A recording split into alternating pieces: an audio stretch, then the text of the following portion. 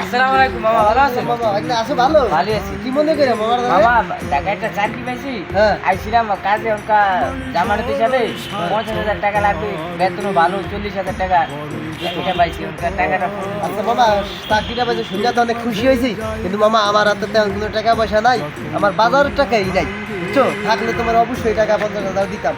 চাকরিটাও খুব ভালো, দেখো অন্য কাছে পাও কিনা। ঠিক আছে, আচ্ছা তাহলে যাও মামা। ওকে, আল্লাহ হাফেজ। আসসালামু আলাইকুম মামা, ভালো আছি? ভালো আছি। আপনি তো মামার বন্ধু, মামার কাছ থেকে শুনছি অনেক।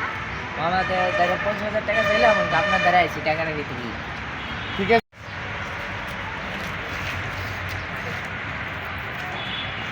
ঠিক আছে, তো আমার কাছে তুমি চাইছো এই 50,000 টাকা বাসা আসলে আমার একটা জরুরি কাজ দিলে আমি তোমাকে আমি দিলাম, বুঝছো?